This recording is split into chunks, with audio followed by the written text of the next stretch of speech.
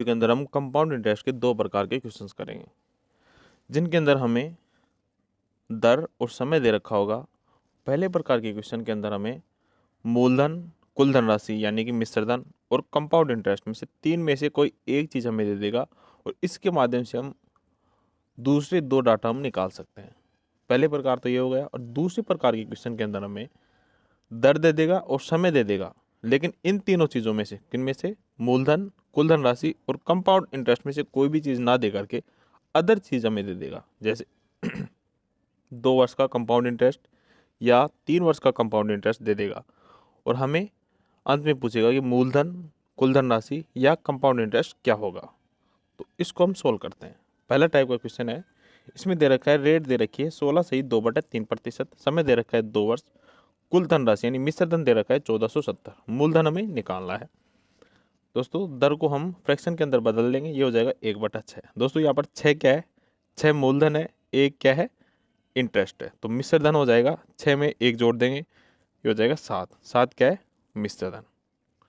तो यहाँ पर समय 2 वर्ष दे रखा है, तो 6 का 7 हो जाएगा, दूसरे वर्ष भी 6 का 7 हो जाएगा। तो 6 को 6 से मल्टीप्लाई करेंगे, ये हो जाएगा 36। 7 को 7 से मल्टीप्लाई करेंगे, ये हो जाएगा 49। और इन दोनों का अंतर हो जाएगा, ये हो जाएगा 13। ये है, ये क्या है, ब्याज है। अब हमें क्वेश्चन के अंदर क्या दे रखा है, कुल धनराशि दे रखी है 1470, तो ये 49 यूनिट के बराबर कर देंगे हम 1470। तो 1 यूनिट का मान हो जाएगा 30 रुपये और मूलधन हमें निकालना है। तो मूलधन क्या है, 36। तो 36 को 30 से मल्टीप्लाई कर देंगे, ये हो जाएगा 1080 रुपये। तो इस प्रकार आप मूलधन निकाल सकते हैं। अगर 1470 में से 1080 को माइनस करेंगे तो ये यहाँ पर आ जाएगा आपका इंटरेस्ट, या आप 13 को 30 से मल्टीप्लाई करके भी इंटरेस्ट यहाँ पर निकाल सकते हैं। ये तो हो गया दोस्तों पहले प्रकार का क्वेश्चन। दूसरे प्रकार के क्वेश्चन के अंदर हमें दर भी दे देगा और समय भी दे देगा, लेकिन हमें मूलधन, धनराशि और कंपाउंड इंटरेस्ट में से कुछ भी चीज़ ना दे करके एक अलग चीज़ दे देगा, वो है 2 वर्ष का कंपाउंड इंटरेस्ट या 3 वर्ष का कंपाउंड इंटरेस्ट। यानी कि इन तीनों चीज़ों में से हमें कुछ भी नहीं देगा। तो उस क्वेश्चन को हम ट्री मेथड से सोल्व करेंगे। तो इसको सोल्व करते हैं। जैसे धनराशि, मिश्रधन निकालना है, मूलधन निकालना है, रेट दे रखी है 11/9% और समय है 2 वर्ष। तो इसकी फ्रैक्शन वैल्यू क्या हो जाएगी, 1/9। इसमें 9 क्या है, मूलधन, 1 क्या है, इंटरेस्ट। तो 10 क्या हो जाएगा यहाँ पर, 9 + 1, ये हो जाएगा मिश्रधन। 9 से 10 हो गया, समय क्या दे रखा है, 2 वर्ष, 9 से 10 हो गया। तो 9 को 9 से मल्टीप्लाई करेंगे 81 और 10 को 10 से मल्टीप्लाई करेंगे, ये हो जाएगा 100 और इनका अंतर हो जाएगा 19। लेकिन ये क्या है, इंटरेस्ट है, ये क्या है, मूलधन है, ये क्या है, मिश्रधन। लेकिन इन तीनों में से हमें कोई डाटा नहीं दे रखा है, तो इसको हम सोल्व करेंगे अब ट्री मेथड से। ट्री मेथड के माध्यम से हम करेंगे। 1/9 हमें दे रखा है, समय दे रखा है 2 वर्ष। तो यहाँ पर 9 की समय 2 दे रखा है, तो यह कर देंगे 9 का स्क्वायर, ये हो जाएगा 81। हम मूलधन हमारी तरफ से मान लेंगे। दोस्तों ये क्यों किया हमने, ताकि कैलकुलेशन आसान हो। आप अपनी तरफ से कुछ भी मान सकते हैं, लेकिन आपका आंसर पॉइंट में आएगा और कैलकुलेशन में अधिक समय लगेगा, इसलिए आप इस प्रकार भी क्वेश्चन को सोल्व कर सकते हो। जैसे नीचे कुछ भी आ जाए, 3/20 आ जाए और समय दे दे, यहाँ पर 2 वर्ष दे रखा है, समय दे दे हमें 3 वर्ष। तो यहाँ पर 20 की घात कर देंगे 3, ये हो जाएगा 8000। 8000 यहाँ पर मूलधन मान लेंगे और उस क्वेश्चन को आगे सोल्व करेंगे। तो यहाँ पर 1/9 है, तो हमने मूलधन मान लिया 81 रुपये। ये हमारा हो गया मूलधन। तो हमें रेट दे रखी है 11 से 1/9, यानी कि फ्रैक्शन वैल्यू हो जाएगी 1/9। तो 1 वर्ष के लिए आप सभी को पता है, 1 वर्ष के लिए साधारण ब्याज और चक्रवृद्धि ब्याज समान होता है। तो यहाँ पर 81 का 1/9 निकाल लेंगे, ये हो जाएगा 9। ये पहले वर्ष के लिए, ये सेकंड वर्ष के लिए। और 81 का 1/9 ही निकालेंगे, ये हो जाएगा 9।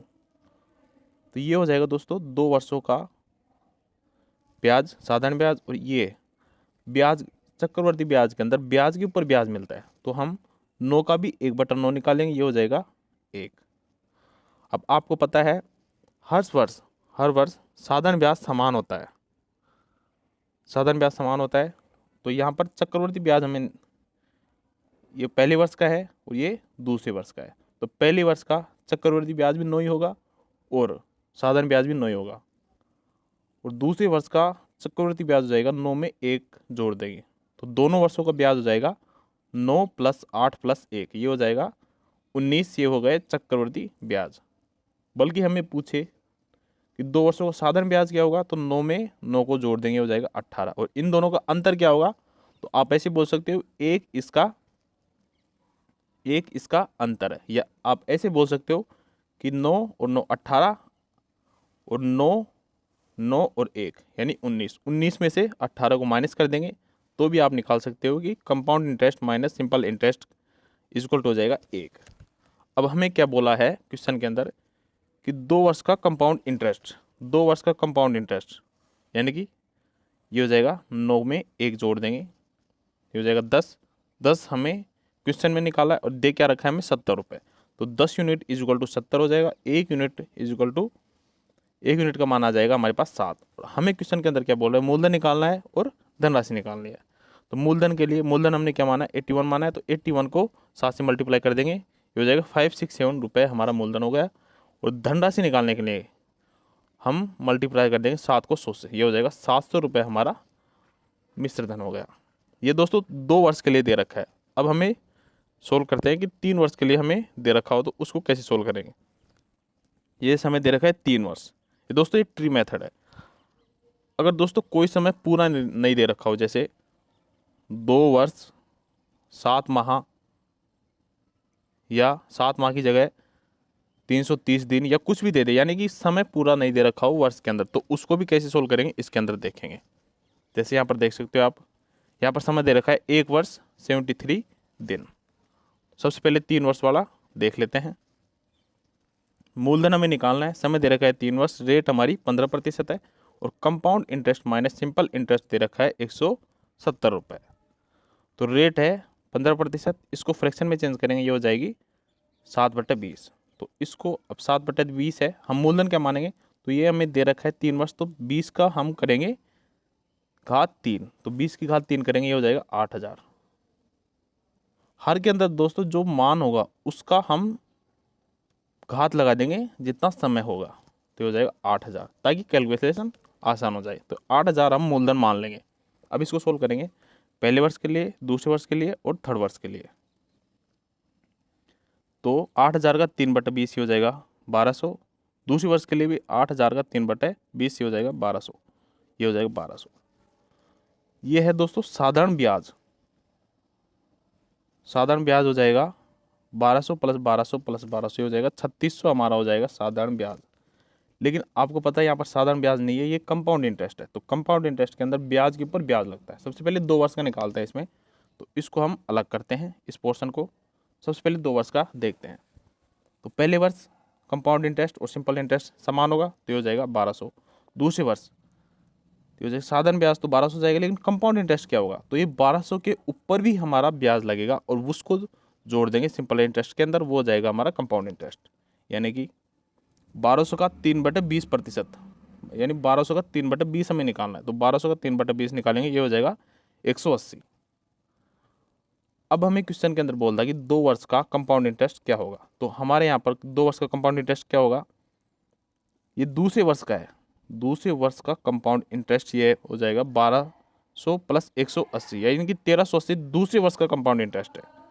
ठीक है, तो इस प्रकार, और दोनों वर्षों का तो 1200 + 1200 + 180, इन तीनों को जोड़ देंगे।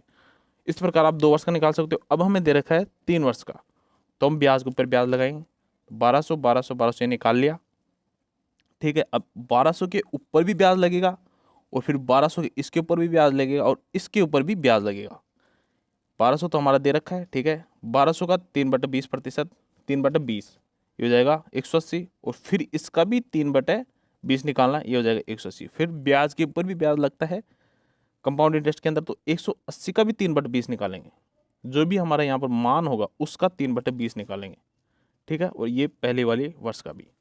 तो इस प्रकार आप 3/20 निकाल लेंगे। दर दोस्तों हमें एक ही दे रखी है 3/20, तो हम सभी का 3/20 निकालेंगे। अब हमारे पास क्या क्या आ गया, ये है सिंपल इंटरेस्ट हो गया, ये हमारे पास क्या है, कंपाउंड इंटरेस्ट हो गया। ये अंतर है, सिंपल इंटरेस्ट तो ये है, और कंपाउंड इंटरेस्ट, तीनों को इन सभी को जोड़ देंगे। और अगर हम कंपाउंड इंटरेस्ट में से सिंपल इंटरेस्ट माइनस कर देंगे तो ये हमें हमारा आ जाएगा चक्रवृद्धि ब्याज। ठीक है, तो इसको जोड़ देंगे 1200 प्लस 1200 प्लस 1200 हो जाएगा 3600। चक्रवृद्धि ब्याज हमारा हो जाएगा, इन सभी को हम जोड़ देंगे, 3 वर्षों का चक्रवृद्धि ब्याज आ जाएगा हमारे पास, तो हो जाएगा 4167। अगर कंपाउंड माइनस सिंपल माइनस करेंगे, कंपाउंड माइनस सिंपल इंटरेस्ट करेंगे तो ये 1200 प्लस 1200 प्लस 1200 ये हो जाएगा 3600। 3600 में से इसको हम माइनस कर देंगे चक्रवृद्धि ब्याज, पूरे में से 1200 प्लस 1200 प्लस 1200 माइनस कर देंगे, तो माइनस करेंगे ये आ जाएगा 567 रुपीज़। ठीक है, अब हमें मान किसका दे रखा है, दे रखा है compound minus simple is equal to 1701 रुपये, तो ये हो जाएगा 1 यूनिट का मान आ जाएगा 3 रुपये। हमें निकालना है मूलधन, मूलधन हमने क्या माना है 8000, 8000 यूनिट माना है, तो मूलधन निकल के आ जाएगा 8000 इंटू 3, ये हो जाएगा 24,000 रुपये हमारा आंसर हो जाएगा। इस प्रकार दोस्तों ये ध्यान रखना है कि कंपाउंड इंटरेस्ट के अंदर ब्याज के ऊपर ब्याज लगता है।